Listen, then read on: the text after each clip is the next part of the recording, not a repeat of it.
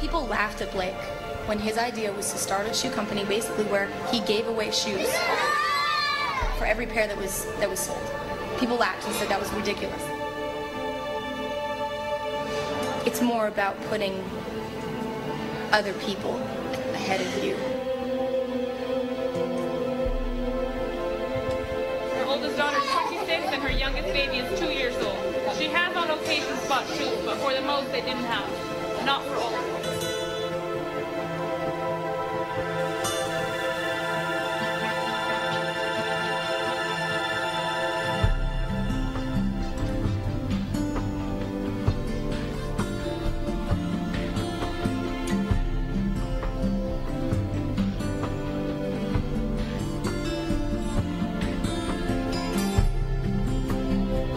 And you have tonsillitis, every time you see a child, you want to give them a pair of shoes.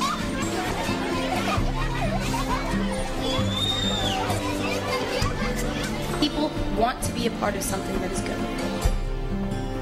This is what the shoe drop is all about. They may have never been with shoes in their feet. He had one pair of new shoes in his life, and it's his second new pair of shoes. This is the greatest thing ever. Look what's happened in the last 6 months. We just gave away 8,000 pairs of shoes. Anybody who's starting a small company, everybody who has an idea, incorporate giving in what you do.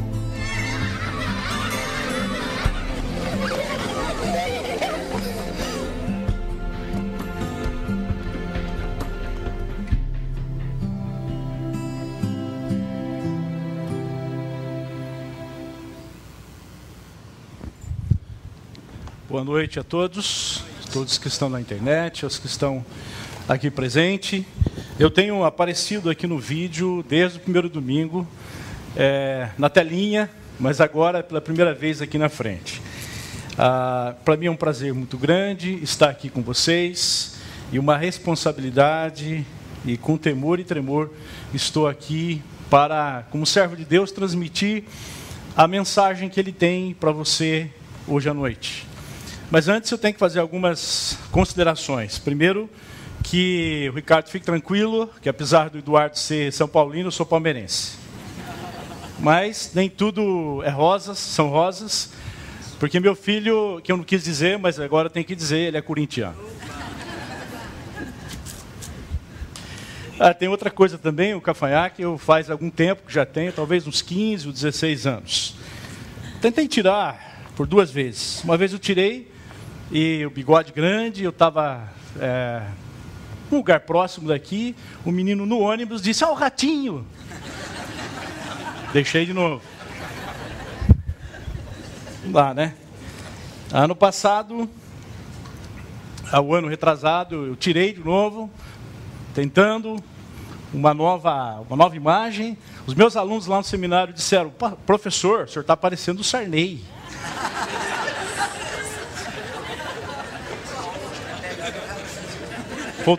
Voltei de novo. Talvez por isso o Agreste tenha trazido mais um para a equipe que insiste em ficar com o cavanhaque. Eu me sinto bastante à vontade para falar sobre o assunto de hoje, que é sociedade. A gente tem sido desafiado aqui, ver se eu me ajeito com isso, a ter consciência das nossas decisões, que fazemos nem sempre no começo do ano, mas geralmente quando inicia uma nova fase no início do ano. E a gente viu aqui durante o mês todo oportunidades de estabelecermos prioridades que vão mudar a nossa vida em relação à nossa espiritualidade, a maneira como nós nos relacionamos com Deus, a priorizar a nossa família e a olhar de uma maneira bastante especial a nossa missão dentro do trabalho. E hoje me coube falar sobre um assunto que, para mim, eu tratei durante os 21 anos como pastor na outra igreja, que é sociedade.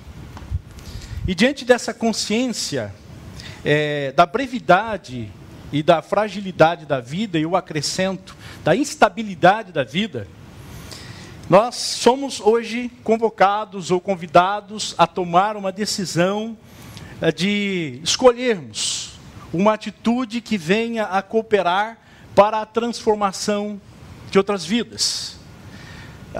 Portanto, eu trago aqui para vocês uma proposta de nós trabalharmos as nossas prioridades, os nossos anseios, as nossas decisões no sentido de procurar deixar um legado, qualquer tipo de legado social para a próxima geração. A gente tem que pensar nos nossos filhos e netos num Brasil melhor. E, para tanto, cabe a este momento, a reflexão. Como e de que maneira isso vai acontecer, para que nós possamos, de maneira muito natural e respeitando os dons de cada um de nós, estarmos envolvidos com a sociedade. Eu usei de propósito a palavra envolvidos, porque creio que é isso que Deus quer de nós. Para começar, é importante a gente refletir o que é esse mundo que a gente vive. Após a queda, que na teologia é chamada da queda de Adão, tudo se desorganizou. E não preciso usar de palavras teológicas e nem de pensamentos muito profundos para chegar a essa conclusão. É só observar as mulheres, por exemplo, como elas gostam de limpar a casa. Mas é lógico, o tempo todo as coisas se desarrumam. Não faça manutenção do seu carro para ver. Não abasteça o seu veículo e você vai ficar sem essa condução. Tudo na vida é assim. Envelhece, acaba, enferruja, deteriora. Essa é a vida. Nós vivemos no mundo de uma geração, segundo Paulo fala aos Filipenses, uma geração pervertida e corrupta. Essa é a realidade. Não fique esperto não no seu emprego para ver o que acontece. Os homens têm que fazer a barba, ou se tem barba, parar a barba. Todos têm que cuidar da sua higiene pessoal. Aqui no Flamboyant nós conhecemos um rapaz, um senhor, que anda pela rua. De vez em quando eu vejo esse senhor arrumadinho, alguém pegou, levou para casa, deu um banho, tratou, e ele vai ficando na rua, dormindo, daqui e ali, a barba vai crescendo. E uma vez nós o recebemos na igreja. Ele estava lá, todo sujo, fedendo, e eu o convidei para, numa casa que a gente, em comodato, tinha em frente à igreja, para ele tomar um banho e trocar de roupa. Na hora que ele tirou tênis, eu quase desmaiei.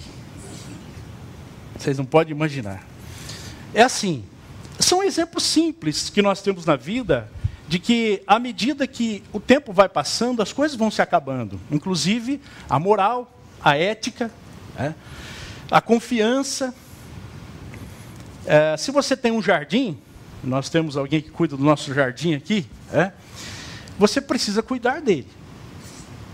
Eu lembro que, na penúltima casa que eu morei, ou na última, nós tínhamos lá alguns arbustos, e eu tinha que podá-los todo mês. Mas eu fiquei com dó, porque tinha um passarinho lá, e foi deixando e virou uma árvore. a gente tem que cuidar do nosso jardim, porque senão ele vira uma floresta amazônica, né? Assim também o nosso casamento. Nós precisamos de manutenção. O relacionamento de amizade, tudo a gente precisa de revisar, rever, manutenção. Assim é a vida, na questão moral também. Ontem foi o aniversário de São Paulo. E eu li uma matéria de que vinha diminuindo a violência, o homicídio na cidade de São Paulo. Mas no ano de 2012 cresceu 40%. Porque talvez alguém tenha ficado sossegado, né? Está muito bom assim e não vamos continuar. E aí cresceu. Esse mundo que a gente vive é assim, ele precisa de manutenção, ele precisa de cuidado. E eu me lembro de uma história que eu vi recentemente, de uma mulher, uma senhora distinta, bem arrumada, da sociedade, que estava parada no sinaleiro, e ela foi abordada por uma senhora maltrapilha, uma mendiga, moradora de rua. Cabelo horrível, cheirando mal. E essa senhora disse, essa mendiga disse, por favor, dona, eu quero um dinheiro para comprar comida. E ela disse, tá bom, toma aqui R$50. Uau, R$50, mas segurou. E disse, me diga uma coisa, a senhora não vai gastar esse dinheiro com as suas amigas no shopping? De jeito nenhum, eles nem me deixam entrar lá, senhora. A senhora não vai gastar esse dinheiro no cabeleireiro? Eu, com esse cabelo no cabeleireiro? De jeito nenhum. A senhora não vai gastar esse dinheiro cuidando da sua beleza? Ela disse, de jeito nenhum. Eu quero para comer. Então essa senhora distinta disse, entra no meu carro que eu vou levar você para minha casa. De jeito nenhum. Eu estou cheirando mal. Não, vou levar você para jantar com meu marido. Mas por quê? Porque eu vou dizer para ele, ó esposo, ó marido, como é que fica uma mulher que não... Vocês já entenderam, né? A gente tem que se cuidar, irmãos. A gente tem que se cuidar. Porque só por esses exemplos simples, nem entrei em questões morais, apenas resvalando ali pela questão da violência, para não estressar ninguém também, com esses dados tão terríveis que nós temos, de que a humanidade está se degenerando. E aí nós olhamos para a palavra de Deus e somos convidados a ler, ou ouvir as palavras do Senhor Jesus. Eu tenho que beber água. Não como o Ari Ovaldo Ramos, que bebe litros e litros, mas eu preciso um pouquinho. E Jesus diz em Mateus capítulo 13, o mesmo texto que o pastor Eduardo pregou hoje pela manhã, capítulo 5, versículo 13 a 16. Gostaria de convidá-los para lermos esse texto. Jesus diz para você e para mim, que somos discípulos dele. Vocês são o sal da terra. Mas se o sal perder o seu sabor, como restaurá-lo? Não servirá para nada, exceto para ser jogado fora e pisado pelos homens. Depois ele diz, vocês são a luz do mundo. Não se pode esconder uma cidade construída sobre um monte. E também ninguém acende uma candeia e a coloca debaixo de uma vasilha. Ao contrário, coloca-o no lugar apropriado. E assim ilumina todos os que estão na casa. Assim brilhe a luz de vocês diante dos homens, para que vejam as suas boas obras e glorifiquem ao Pai de vocês que está nos céus. Jesus olha para nós, como discípulos dele, e diz, você é sal da terra. Você é luz do mundo. E a partir desta reflexão do Senhor Jesus, da palavra de Deus, somos levados hoje a tomar uma decisão, de pensar um pouco a sério, a respeito de deixar um legado na sociedade. Eu vou dar vários exemplos aqui, por favor, não se constranjam, não se cobrem, mas analisem diante da sua história, dos dons que Deus tem dado para você, das experiências da sua própria vida, como é que você pode sair daqui com essa decisão tomada? Eu quero ser sal da terra, eu quero ser luz do mundo. É um desafio. E nesse sentido, eu gosto dessa expressão. Não seja indiferente, faça diferença. Não seja indiferente à situação em que está a humanidade. Faça diferença. Eu quero começar com um testemunho de alguém que eu conheci há um tempo atrás e que me impactou bastante. Usando essa frase, não seja indiferente, faça diferença. Essa pessoa a qual eu conheci porque, diante de uma necessidade da gente ajudar uma pessoa moradora numa comunidade carente, e eu precisava de ajuda, e alguém me indicou esse irmão, e de lá para cá fizemos uma boa amizade. Essa pessoa saía da sua casa em direção ao seu trabalho, e bem próximo do seu emprego, ele encontrava lá algumas pessoas morando na rua. Esse irmão nosso, que vocês conhecem, mas eu não vou dizer o nome, parava o seu carro ali e sempre tinha leite, café, pão, roupa para compartilhar com aquelas pessoas. Ele não era indiferente, mas ele fazia diferença. Esse salmo também, essa parábola ou essa metáfora de Jesus nos leva também à seguinte ideia.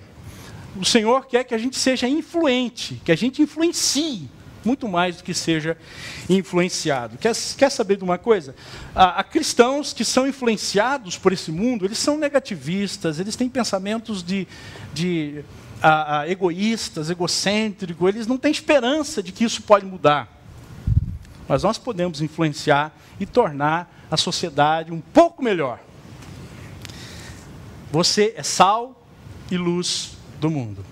Eu e você somos sal e luz do mundo. Ambas as metáforas que Jesus usa têm o mesmo significado, embora tenham detalhes diferentes, que trazem a riqueza do texto para nós. Que nós devemos influenciar como cristãos o mundo em que vivemos. O nosso entorno deve ser influenciado por quem somos. Devemos influenciar.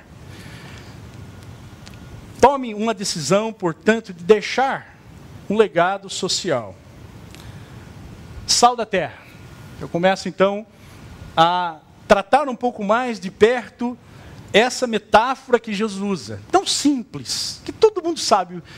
Cada judeu sabia. Normalmente, o sal vinha de regiões, como, por exemplo, do Mar Morto, onde há uma concentração de sal muito grande. Mas, em alguns lugares, vinha o sal misturado com gesso, ou com um detrito de vegetais, e que podia, por algum motivo, por não ser guardado, podia perder a capacidade de salgar. O sal da terra tem a capacidade de fazer a diferença de maneira sutil e eficaz. Esta é a palavra-chave. Jesus espera que nós façamos diferença, e não sejamos indiferentes à sociedade atual. Com isso, Jesus deixa claro que Ele não deseja que sejamos indiferentes ao mundo. Eu repito, porque isso é muito importante. Nós não podemos nos esconder. Hoje de manhã o pastor Eduardo falou do movimento monástico, que houve no começo da era cristã. E existem alguns hoje. Alguns pensam, eu acho que eu vou trabalhar numa empresa que só tenha crente. Coitado. Nós trabalhamos com o Serviço Social Nova Jerusalém, lá tínhamos 20, 25 funcionários, em alguma época tinha 30 funcionários, a maioria cristãos. Olha, dá um trabalho. Porque o sal não tem que estar no saleiro, o sal tem que estar na sociedade, espalhado em pequenas quantidades. A capacidade do sal de salgar é enorme. Ele não precisa estar concentrado. se você vai comer uma picanha, e aí lembrando da mensagem passada, né? Da picanha, o pessoal da manhã foi ficando com fome, né? Picanha e tal. Se você colocar muito sal, ninguém come. Eu já tive essa experiência de preparar os meus primeiros churrascos e muito sal, o pessoal reclamou. Gente, o discípulo de Jesus, ele tende a trazer sabor à sociedade. Nós somos chamados como sal, usando aí um verbo que não é muito usado, né? Mas vai lembrar vocês um produto, que eu não vou falar o nome. Nós somos chamados para sazonar a sociedade. E aí lembra aquela propaganda, onde você tem uma mãe cozinhando, a mama cozinhando, e dois cantores ali, que vocês sabem bem quem, e ela põe a comida na mesa, e eles comem aquela comida, e dizem, mãe, que comida deliciosa. Ela diz, é o amor. Na verdade, nós, como sal da terra, temos a missão de trazer o sabor do amor de Deus. Jesus disse isso, que nós seríamos conhecidos como discípulos. Eu já vi que a nossa comunidade aqui, essa palavra ser discípulo é muito forte. Jesus nos convida a sermos identificados como discípulos quando nós amarmos uns aos outros. Eu visitei alguém essa semana em que passou uma grande dificuldade. Elas não foi uma, mas duas pessoas. E as duas pessoas testemunharam do amor dessa comunidade, do seu pequeno grupo, por elas. E aí você vê o quão é importante você participar de um pequeno grupo. Ali é a igreja viva, a igreja presente. Porque ali no pequeno grupo as pessoas te conhecem, você conhece as pessoas, e ali um salga o outro, assim como aqui. A gente se salga, recebe o sal de Jesus, falando de sal aí fica meio estranho, né? Mas recebe o sal de Jesus para sair depois e espalhar o sal. E a gente recebe o sal quando a gente ouve a palavra de Deus. Tanto é que Jesus termina o Sermão do Monte com uma parábola de dois construtores. Ele diz que um construtor é aquele que ouve por aqui e solta por aqui. Ah, que bonita palavra. Interessante essa palavra. Gostei de pensar sobre isso. Mas ele não pratica. Ele esquece. Então ele é o construtor chamado construtor imprudente. Mas o outro construtor, pedreiro, o que quer que seja, é prudente, é sábio. Ele ouve, pensa, questiona às vezes, mas ele pratica. Não, isso é verdade. E aí quando vem a tribulação, a tempestade, a enxurrada, qual casa que fica em pé? A daquele que ouve a palavra. E eu visitei duas casas hoje que passaram por dores e sofrimento essa semana. Mas a casa estava em pé. Por quê? O segredo é que eles ouviram a palavra e praticaram a palavra. De maneira que, quando você vem para a celebração, você vem para receber do sal, para depois você levar o sal e espalhar na escola, na vizinhança, no seu trabalho, e em diferentes lugares nós vamos ver isso também. O sal tem o poder de dar sabor. Vocês já observaram como que muitas vezes nós somos maltratados e maltratamos também no trânsito, no departamento de saúde, na prefeitura, em órgãos públicos. Às vezes as pessoas se tratam muito mal. Elas não sorriem umas pelas outras e nem falam nada de bom, mas só de ruim. Provérbios, e aí o pessoal da área da terapeuta, e os vendedores, os pastores, também sabem que Provérbios 18, 25 é verdade. A morte e a vida estão no poder da língua. O que bem a utiliza, come do seu fruto. Nós podemos usar a nossa fala para salgar. Também nós podemos usar nossa fala para amargar, né? Mas nós, como discípulos de Jesus, somos chamados para trazer bênção para as pessoas.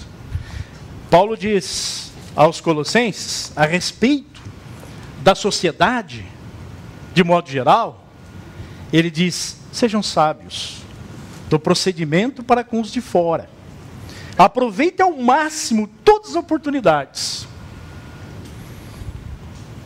O seu falar seja sempre agradável e temperado com sal, para que saibam como responder a cada um.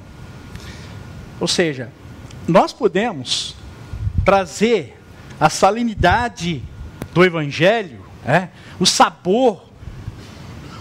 Nós podemos sazonar essa sociedade através da nossa fala. O que falamos? E nós podemos estabelecer projetos que mudam a vida de pessoas só através da fala. Quer ver uma coisa?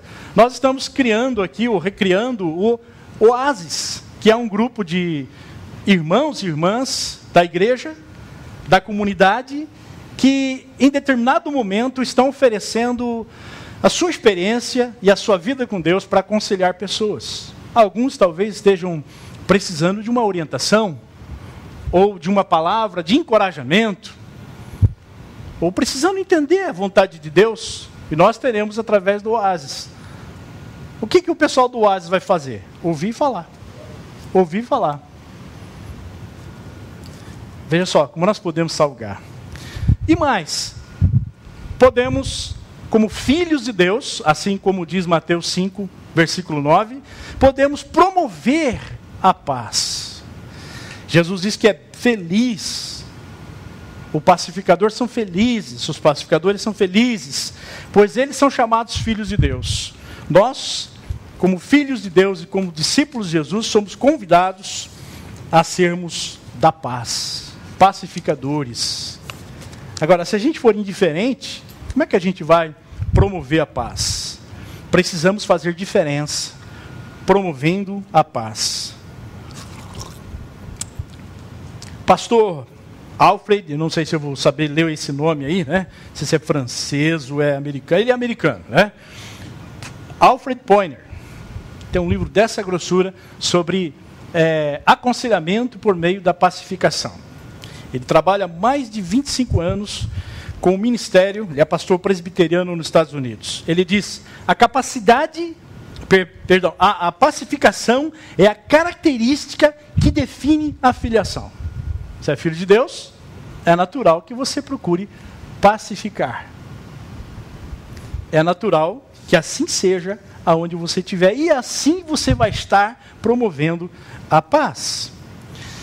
Romanos 12, Paulo nos aconselha a procurarmos o possível e impossível que nós pudermos, dentro da oportunidade de promover a paz com todos. Você já observou como é duro você trabalhar do lado de alguém que é belicoso? É uma pessoa que está sempre arrumando briga, está sempre arrumando encrenca. Mas o discípulo de Jesus não é assim. Ele olha para quem está sempre arrumando encrenca e vem cá, vamos conversar? O que está acontecendo com você? Por que você está assim, desse jeito, emburrado? Está mal-humorado?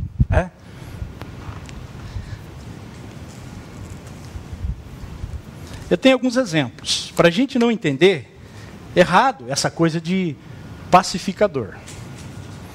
Até onde eu sei, até onde eu tenho lido, até onde eu tenho ouvido, Jimmy Carter, ex-presidente dos Estados Unidos, foi entre 77 e 80, ele perdeu a eleição para o Reagan.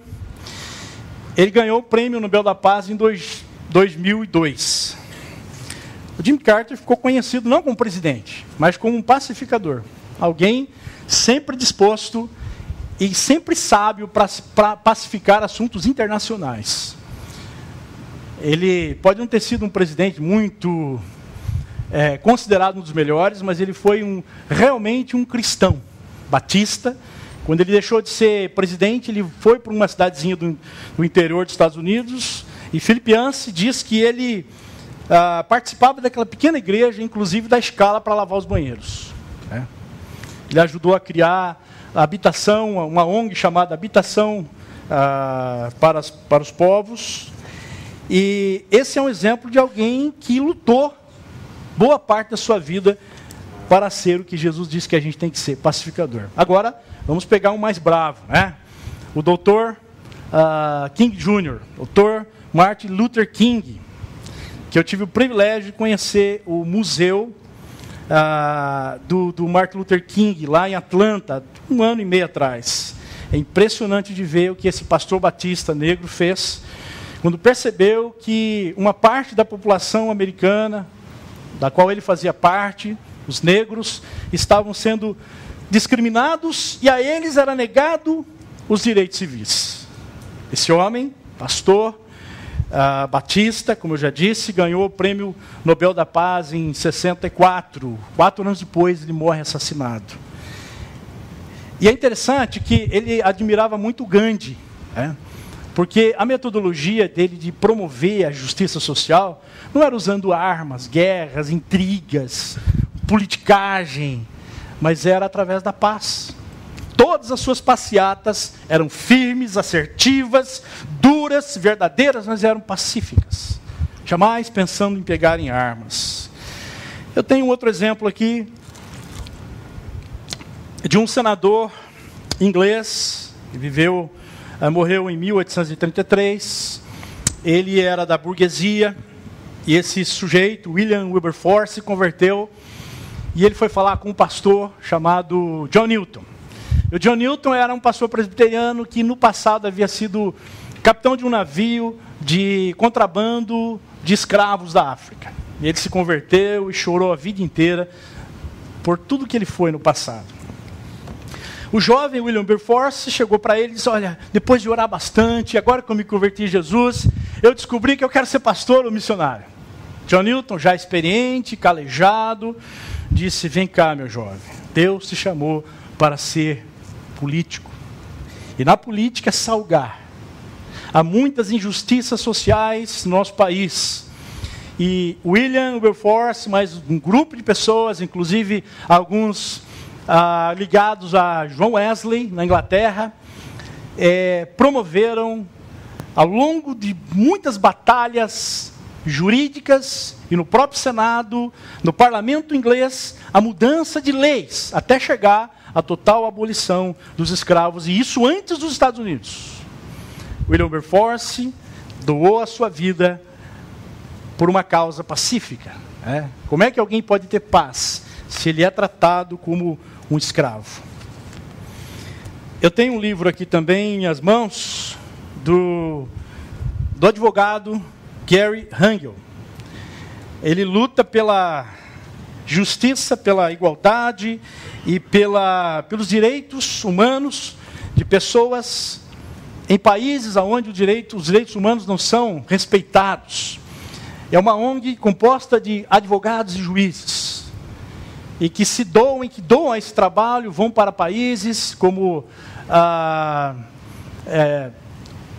Índia e outros países da América Latina, onde o direito não é respeitado, e eles lutam juridicamente com o governo daquele local para libertar mulheres que são levadas cativas para prostituição infantil, ou famílias todas que são obrigadas a viver num sistema de escravatura.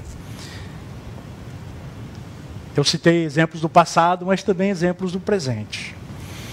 O pastor, o Dr. Campbell Morgan, e isso é interessante para a gente não entender errado essa questão do sal,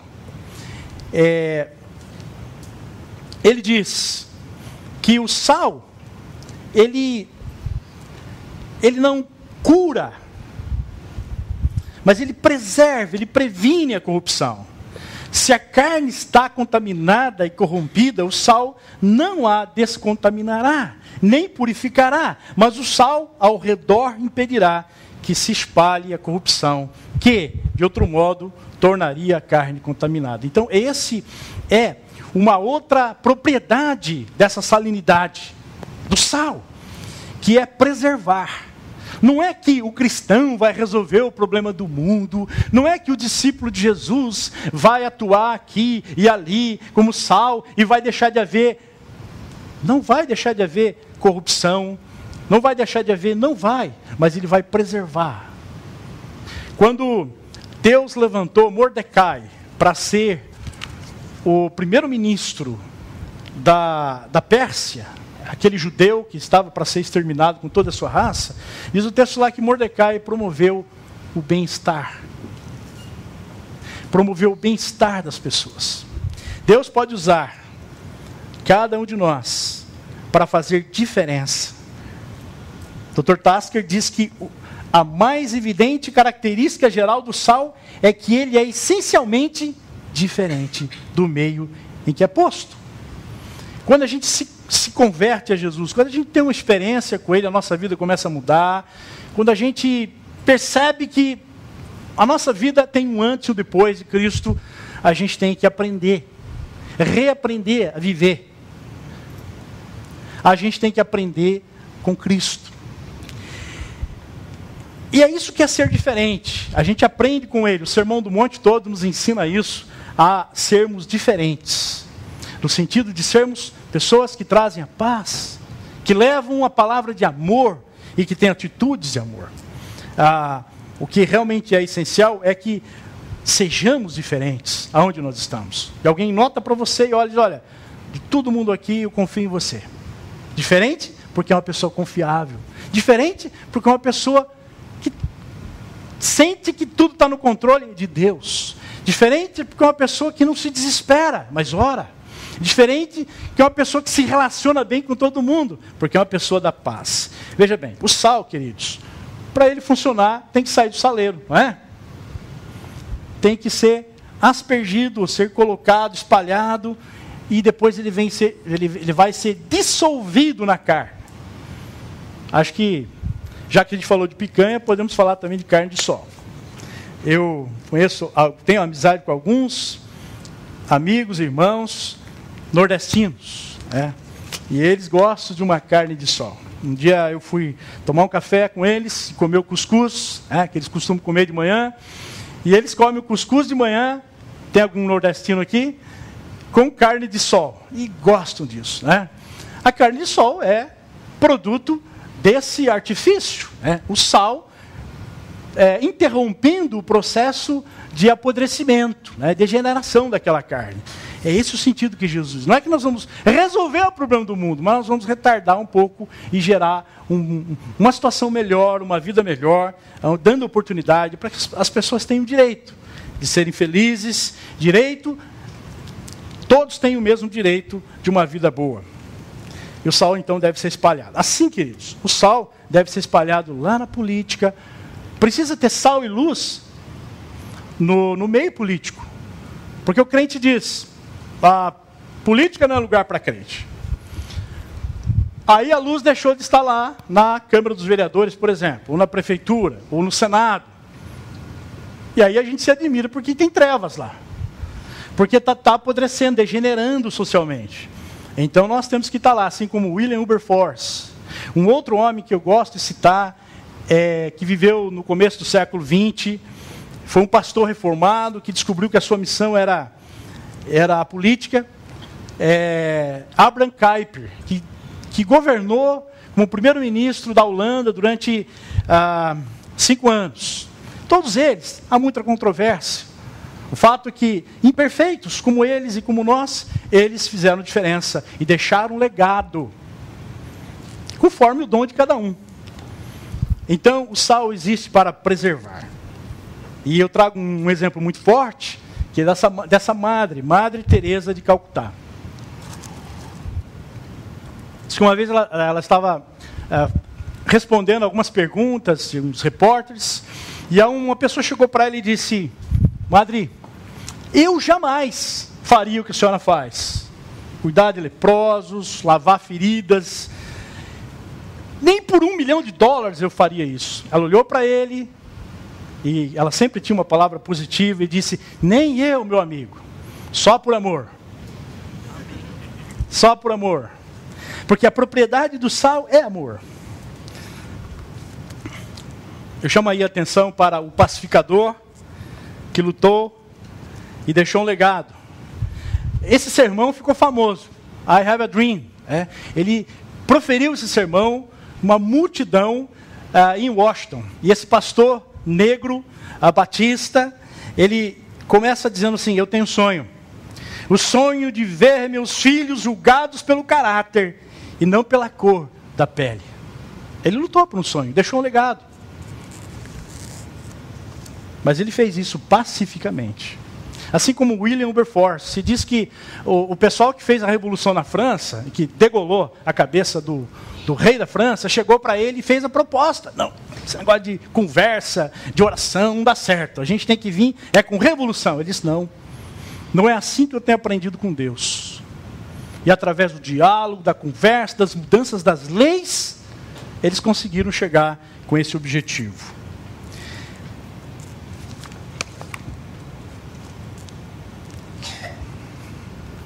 Luz do mundo. Jesus disse que você também é a luz do mundo. Outra metáfora que tem o mesmo sentido, só com alguns detalhes que a gente tem que observar. Primeiro, quando ele fala isso, ele está se referindo à nossa identidade. Ele está dizendo: vocês são a luz do mundo. Eu estou olhando para vocês aqui. E tem um enorme, 3 refletores aqui olhando para mim, ofuscando a minha vista. O papel da luz é trazer esclarecimento. Por isso que o cristianismo não é uma religião, se é que a gente pode chamar de religião, de ocultismo. O cristianismo é um movimento religioso que traz clareza, que explica as coisas, que diz como é que é, e que traz inclusive clareza para as nossas incertezas, para as nossas obscuridades do coração. Quem não as tem? Mas diante da luz de Cristo, nós encontramos a luz que mostra como devemos fazer. A luz é forte. Se a gente apagar todas as luzes aqui, o que acontece? Fica escuro. Mas se nós acendermos novamente, a luz vem. Porque a luz é mais forte que as trevas. E um grande engodo, um engano que querem que a gente pense, é que o poder do mal é maior que o poder do bem. Não é. O poder da luz é mais forte. Mas nós temos que colocar a luz no lugar certo. Nós não somos a luz. Jesus disse: eu sou a luz do mundo. E olha só que privilégio ao dizer para nós que nós somos a luz do mundo. Mas na verdade nós somos como a lua. A lua não tem luz própria. Ela reflete a luz do sol. Nós somos uma luminária de Deus para trazer luz sobre a vida de muita gente que está vivendo no desespero, na angústia, na escuridão. Porque é só a gente fechar os olhos e começar a caminhar numa estrada ou numa rua sem enxergar nada. A gente não sabe se a gente vai cair no buraco, se a gente vai bater a cabeça no poste, enfim, a incerteza, a insegurança. Mas quando a luz do Evangelho chega através de você, a pessoa tem uma oportunidade de se ver, de ver os outros, de se sentir amada. A luz também tem a propriedade do calor, de aquecer o ambiente. Provérbios capítulo 4, versículo 18, diz que os caminhos dos justos resplandecem como a luz. O caminho do discípulo de Jesus resplandece como a luz. Quanto mais vivem, mais brilham. Mas o caminho da injustiça é escuridão, cada vez maior. O injusto não vê nada, tropeça e cai, mas nem sabe em quem tropeçou. Numa tradução mais tradicional, diz que a luz do justo é como a luz da aurora. O caminho do justo é como a luz da aurora, que vai brilhando mais e mais até se tornar dia perfeito. Assim é na nossa vida. Começamos a vida cristã com um brilhozinho. E à medida que a gente vai desenvolvendo a espiritualidade que o pastor Ricardo Agreste falou na primeira mensagem, e à medida que a gente vai também desenvolvendo a nossa espiritualidade sadia, relacionada a valorizar a família, os nossos queridos familiares, E vamos tratando o negócio, o trabalho, vamos tratando a nossa profissão como Deus quer que a gente trate, o nosso brilho vai aumentando. E aí começamos a brilhar na sociedade. E começamos a produzir um legado. Pequenas diferenças que farão grandes mudanças.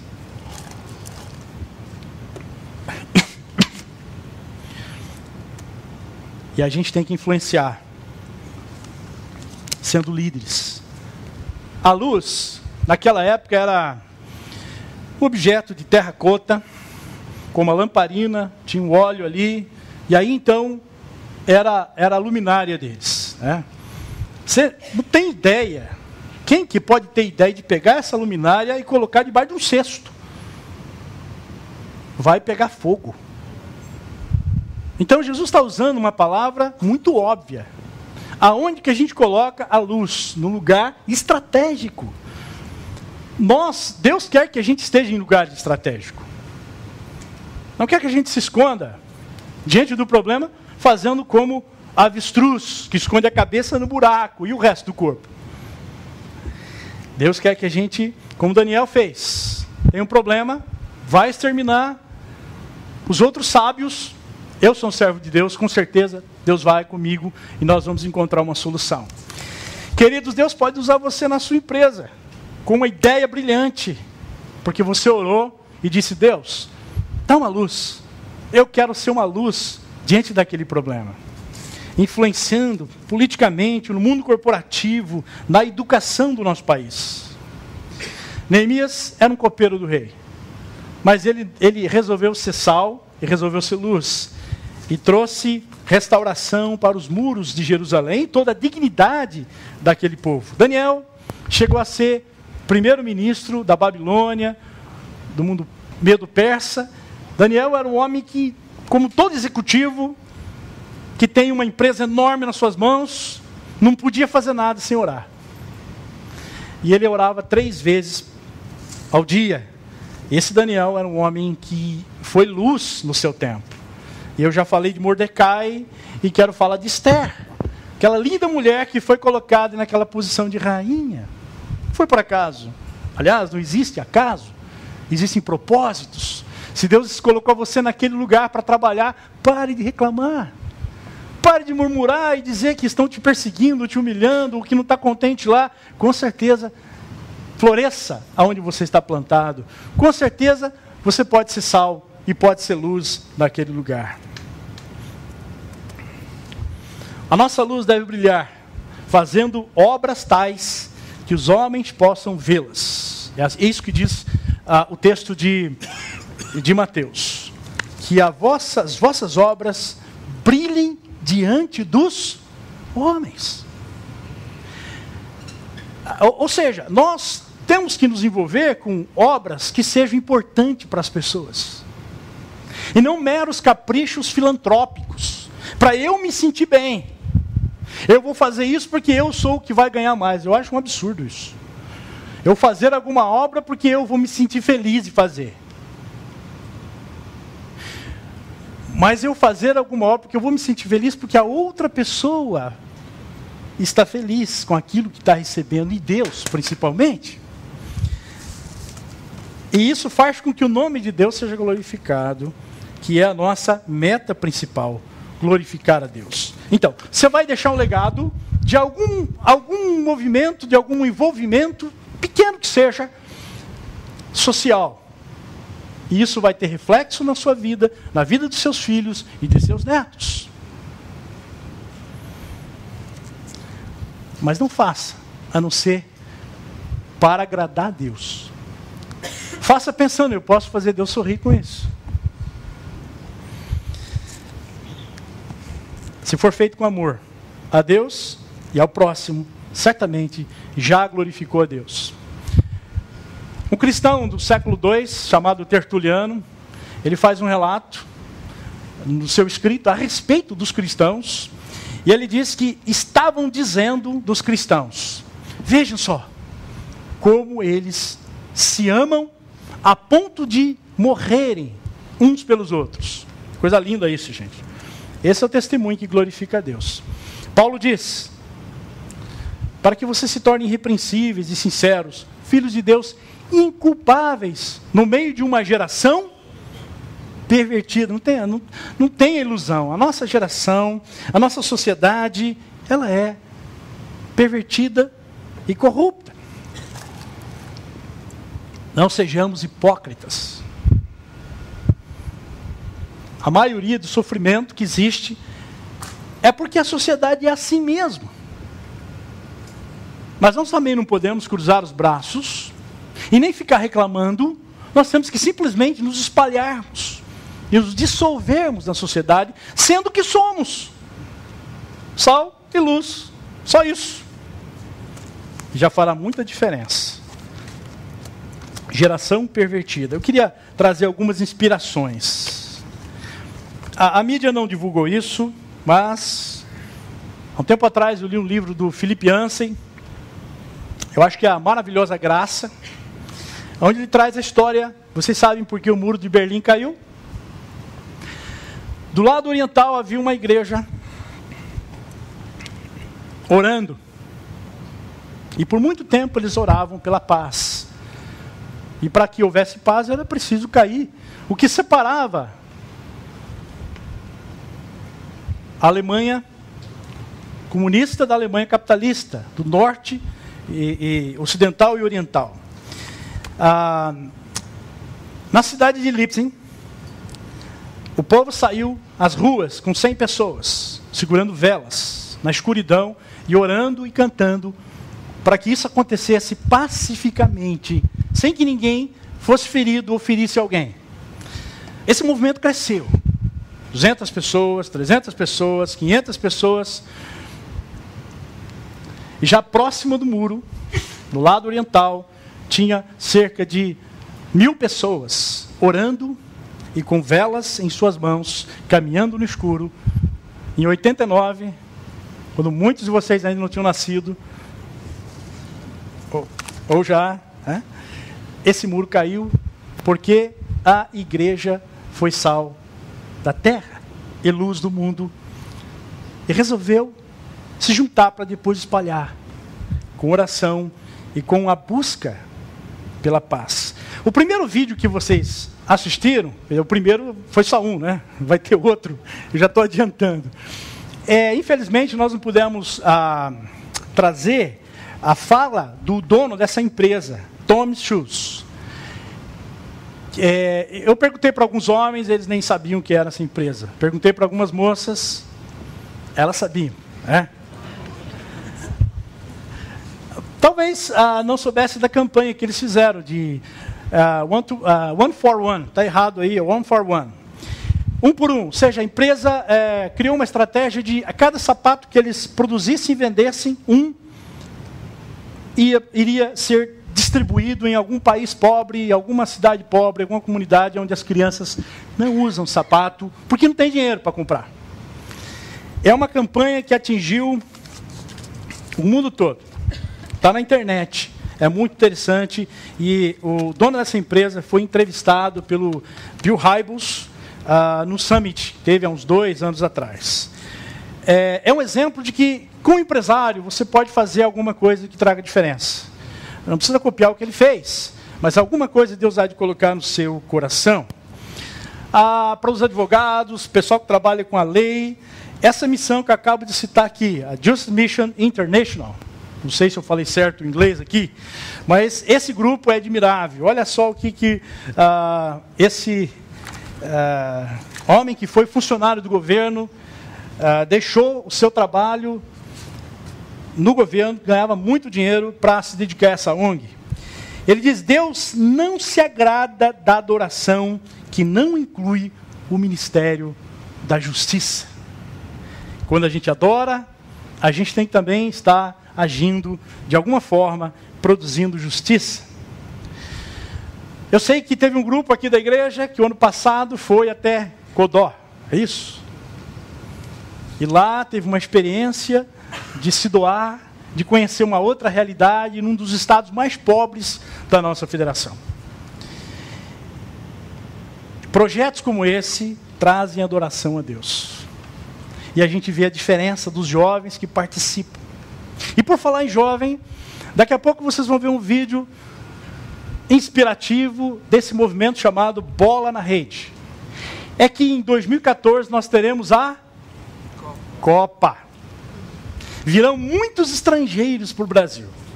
E muitos deles, quando não estiverem vendo os jogos, serão convidados pela rede, é uma vergonha dizer isso, né? A rede turística de exploração do menor, exploração sexual da criança. Bola na Rede foi criado por Renas, que é uma rede evangélica nacional de ação social. Quando eu falo Renas, lá em casa, o meu filho brinca comigo, né? Renas, Papai Noel, não tem nada a ver com isso, né? Não são as renas do Papai Noel, é um movimento, é uma rede. Não é uma ONG, não é uma instituição, é uma rede evangélica nacional de ação social. Eu estive no congresso deles esse ano passado, 2012, no Amazonas, e aí eu pude ver assim o leque de cristãos do Brasil, todas as denominações, linhas teológicas, que até se convertem, que batem de frente, mas que nessa questão estão convergendo na mesma direção. Bola na Rede é um ministério não só para os jovens. Alguns talvez se interessem, queiram saber como é que é. Nós podemos fazer parte, né? E ajudar esse trabalho que, com certeza, salgará, trará luz para muitas das nossas crianças do Brasil que são exploradas e são tratadas como escravas. Temos de tomar decisões no sentido de que nossa vida seja luz e sal na sociedade. Opa, mostrei meu segredo antes da hora. Eu queria, assim, no finalzinho, terminando nossa palavra, trazer algumas ilustrações, algumas vivas, né? Que eu trouxe alguns exemplos inspiradores, como William Wilberforce na Inglaterra, tempo atrás, a Madre Teresa de Calcutá, o Martin Luther King, enfim, até mesmo esse recente, né, o Gary Hangel. Mas eu queria trazer alguns exemplos. Alguns anos atrás eu estava dando uma palestra na Igreja Presbiteriana de Madalena, Recife. Quem é de Recife aqui, depois a gente pode conversar. Eu falava sobre esse assunto de hoje. Para um grupo de diáconos e algumas mulheres, no sábado de manhã. Em dado momento, levantou um senhor cheiroso, arrumado, distinto, bom vocabulário, e disse: pastor, eu quero dar meu depoimento aqui para instigar e estimular vocês a fazerem isso mesmo. Eu era um menino pobre de uma comunidade aqui de Recife. Muito pobre. Mas uma igreja presbiteriana investiu em mim, através de um projeto com crianças. Eu me tornei...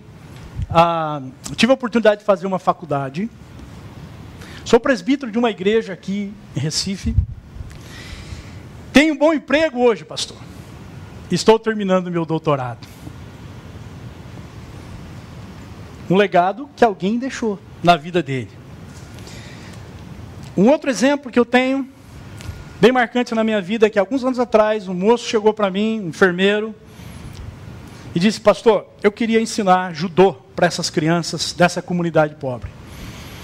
Eu já estava meio escaldado com voluntário, né? Voluntário é aquele que vem e não volta mais, né? Ele deixa a gente animado. Voluntário deixa a gente feliz da vida, mas não volta mais. Depois deixa a gente triste, né?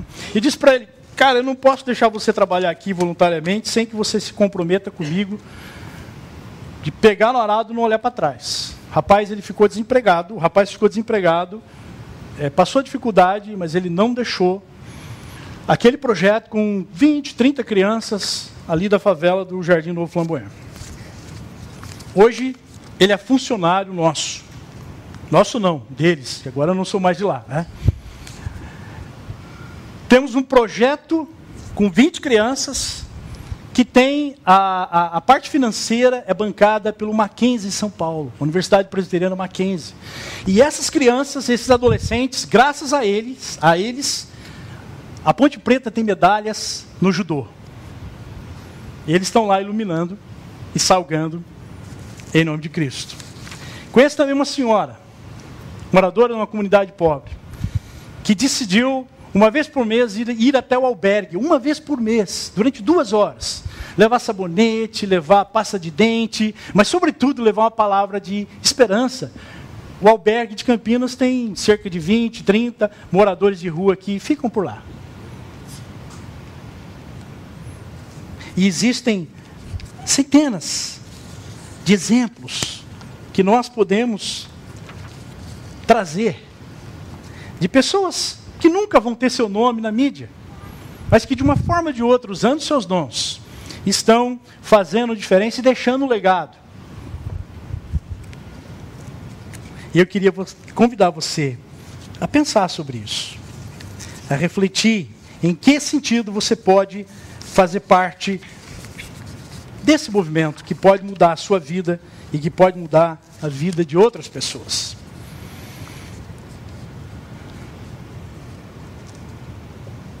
Para ampliar essa ideia, eu conheci uma senhora que tinha um carro. E daí, pastor? Todo mundo tem, né? Ou quase todos. Ela ia à feira e descobria que no bairro onde ela mora, tem muitas senhorinhas. É um bairro que tem muita gente idosa. E ela descobriu que aquelas senhorinhas carregavam cestas pesadas. O que ela fez? Entendeu que ela era luz e era sal. E ela então começou a criar um ministério. Né? Um ministério, ela tinha um carro, tinha as senhorinhas necessitadas, e ela tinha disponibilidade de tempo. E ela transportava essas senhoras da feirinha, com aquelas sacolas pesadas, até a casa delas. É simples, não é?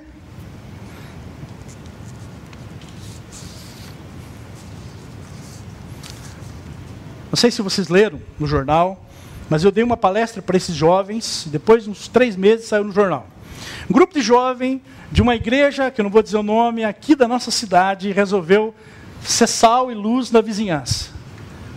Eles se reuniram e disseram, agora a gente vai, durante alguns sábados, nós vamos nos oferecer para cuidar do jardim dessas casas. Para fazer algum serviço. Tinha muita gente idosa também naquela região. E saiu no jornal, aquele grupo de jovens fazendo o seu trabalho social lá. Estou doido para colocar essa frase.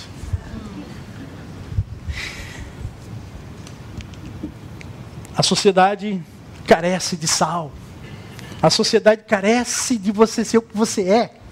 Não precisa inventar. Você é sal, você é luz, você tem o evangelho. Você tem que espalhar isso. Então, se você não se convenceu ainda que essa proposta é boa, então agora a frase que eu queria trazer de um político de uns 300 anos atrás, mas que ficou marcado. Eu assisti um filme há uns anos atrás, eu nem lembro que filme que é, mas quando terminou o filme apareceu essa frase. Eu falei, oh, que legal! Fui na internet, descobri de quem era e tenho usado essa frase. Para que o mal triunfe, basta apenas que os homens bons não façam nada. Ah, eu sou bonzinho. Ah, eu vou à igreja. Eu dou meu dízimo. Ah, eu cumpro o que Jesus fala. Não vou fazer nada. Então, por isso que o mal tem prosperado. Nós que somos bons, temos que fazer alguma coisa. Por menor que seja. Em conjunto com outras. Para que o mal prospere, basta que os bons não façam nada. Tem mais um vídeo para vocês agora, da Bola na Rede, por favor.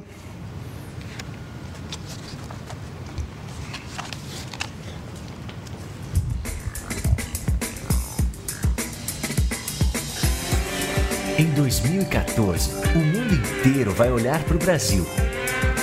E tudo que a gente mais quer ver nessa Copa do Mundo é a rede adversária balançar.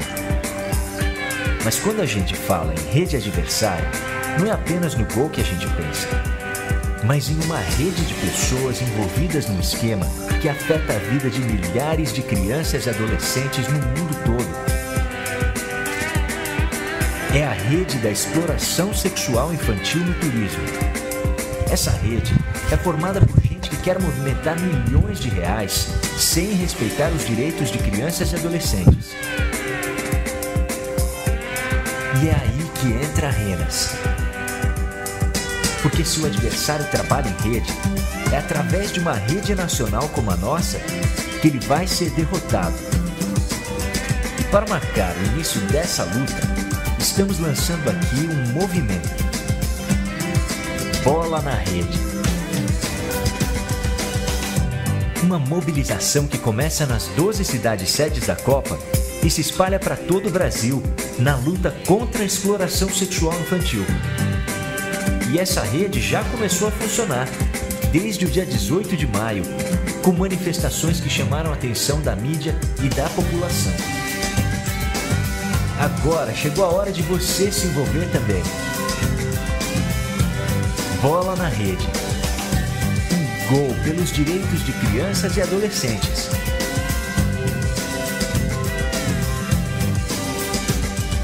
Convido a todos a orarmos, falarmos com Deus. Querido e amado Pai, somos gratos porque somos ricamente abençoados pelo Senhor. E nós queremos, como sal da terra e luz do mundo, tomar decisões que venham a deixar um legado social, ainda que seja o menor, aquele que ninguém vai ficar sabendo, apenas o Senhor. Nos ajude, Senhor, a sairmos daqui querendo valorizar mais a nossa vida de comunhão com o Senhor, de intimidade com o Senhor, a nossa vida familiar, que o tempo que a gente passe junto, a gente não brigue, mas a gente valorize e com intensidade a gente manifeste carinho e amor. Que no nosso trabalho a gente possa dar o melhor de nós, sabendo que nós não estamos fazendo para o patrão ou para o cliente, mas para o Senhor. E que na sociedade, de uma forma ou de outra, conforme o dom de cada um, possamos salgar, possamos iluminar essa sociedade. E aproveitamos também esse ensejo, essa oportunidade que tratamos sobre esse assunto social, Pai, para orar pela cidade de Campinas. Pois, de maneira inédita, temos hoje 2 cristãos como prefeito e vice. E nós queremos interceder a fim de que eles também sejam sal e luz nessa cidade que tanto carece, Senhor. Em o nome de Jesus. E que a graça do Senhor Jesus, o amor de Deus o Pai e a comunhão do Espírito Santo de Deus seja sobre vocês, hoje e sempre. Vão na paz e na graça do Senhor. Amém.